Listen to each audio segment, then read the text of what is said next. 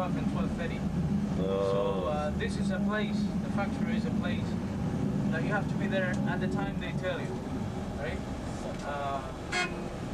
The company calls, right? Send them 1:30.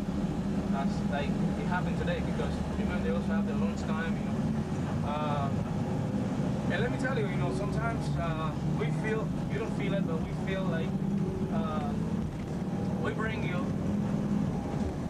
They don't care, right? They don't care. This is not their objective. Their objective is to roll cigars. So if they have us or not, it's not. It doesn't make a difference for them. But for us, it does make a difference, right? But I insist, if restaurants open between 12 and 12:30, there was no time enough as to have our lunch in a hurry and then come here and be on time. So I was afraid to, I mean, not to be here on time and then not to be able to tour the factory. And then they fired me. Driving in between two of their buildings. Behind this building on your right, they have the place where they play soccer and they play baseball, track and field.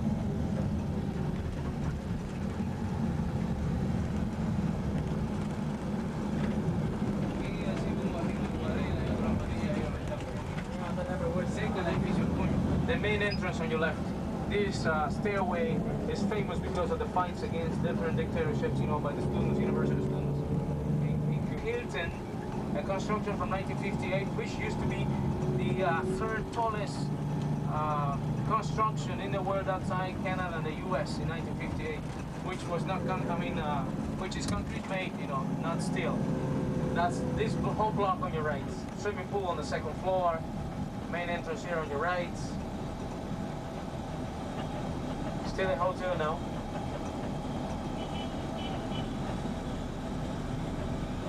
Movies, next block on your right, next corner on your right. And next block on our left is a whole block of an ice cream parlor. It's a place where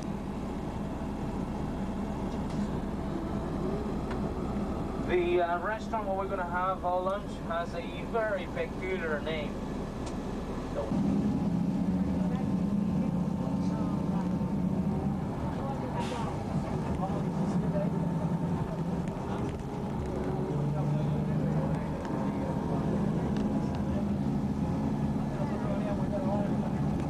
The Empire State ahead of us, a lot shorter. You see that building? That's the influence. American architectonical influence in Cuba. I don't know whether you're able to see that from here, but it's a shorter replica of the Empire State. Yeah. We'll be seeing better example. The best example is going to be after lunch. The best example of the influence, political and architectonical, by the U.S. and Cuba.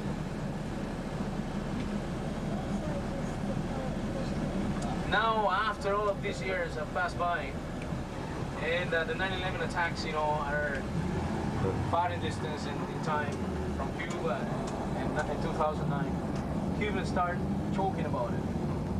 They say that Bin Laden blew up the Twin Towers because his son flunked the geography test. Geography and, you know, geography teacher asked him, which are the highest buildings in New York? The guy said, oh, like a big ship outside here. This is very sarcastic. I wouldn't tell any American people if they were on board. Let me tell you why Canadian. No, I've realized, I mean, the American ones on board are Canadian, because sometimes I find Canadian people wearing Canadian pins, and after 1 hour they say, well, when they see it's not that bad, they say, I'm not Canadian, I'm American. Wannabes. Wannabes.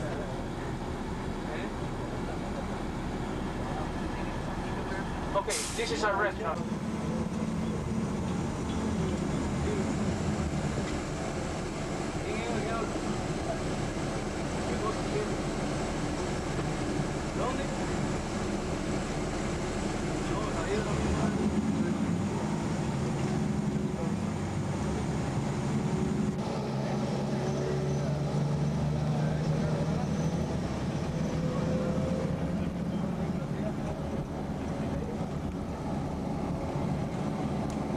Okay, my friends, so we're driving on 23rd Avenue to the avenue I showed you earlier.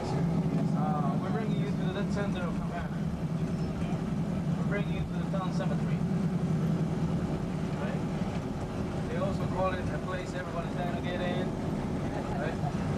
There are 56 hectares of land in that cemetery, you know, which makes it the fourth largest in the world. It's the third most important concerning arts. It's actually the third main religion in Cuba, Roman Catholicism. The second religion in Cuba is Santeria, which is a fusion of Roman Catholicism in African religion. And the third is Protestantism.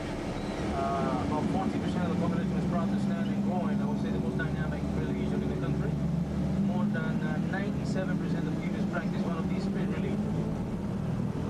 So the main actives and the remaining 20-some% is a mixture of the different ethnic groups. In Cuba, we remain as well, but obviously on a Try and send that, and then it will how you know that. You push it down. I think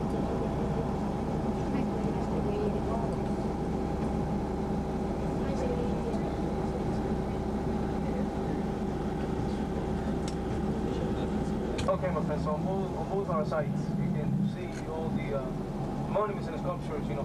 In the case of the, yes? I don't know, but this is a family chapel. I'm going to tell you how they do and how many people they can bury in one single crypt. I'm going to tell you. In the case of the chapels, you know, there's new classicism, eclecticism, there is Art Nouveau, Art Deco, Moorish constructions, because many families came from the Canary Islands and they were influenced by the Moorish constructions as well. Replicas of, for example, La Piedad, Michelangelo's La Piedad inside this black granite one. And there's another replica here, next on the right, on the monuments, right? See, some of the pillars are covered with sheets. They mean that somebody important is buried in those places. Some pillars are cut off, as this one with the wreath of flowers on your left. It means that somebody's life was cut off. A tragic accident, a sudden disease or something, you know. Yeah. Most of the angels, you know, who have babies in arms, they're looking at the sunset. Babies are looking at the sunset. It's a symbol of death, the end of the day, the end of life. Lots of angels, they also have inverted torches, which is a symbol of defeat. The end of life is a symbol of defeat. I don't know whether you want to walk this place. Do you want to walk? I think it'll maybe take a couple of photos. All right. It's your call, right? This one, for example, on your right, the whole thing is marble made. Right? This is a story which happened. This will be the highest in the cemetery. In fact, my friends, as we drive by, you'll be able to see that most of the tombs they have a smaller compartment. This is because bodies are buried there, and for at least 3 years. It's not that fancy, you know. This is pretty much what they afforded during Corona times, when there were a lot of families who were very rich and they didn't have any fancy cars to afford air conditioning or city players, right? So now it's a little bit simpler. You know, people build their concrete-made vaults, you know, and they tile them. They still have room, you know, to the northeast part of the cemetery.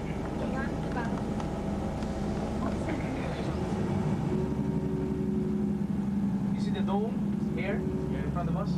That's the tomb I was telling you about. From here we can see how high the palm trees are, and the other one in the front. This one. The main entrance on your right. See, all the gardens are also caretaken by the government. The government is in charge of everything. In every cemetery. This is an association from, Cubans from Asturias, Spain. They own this plot.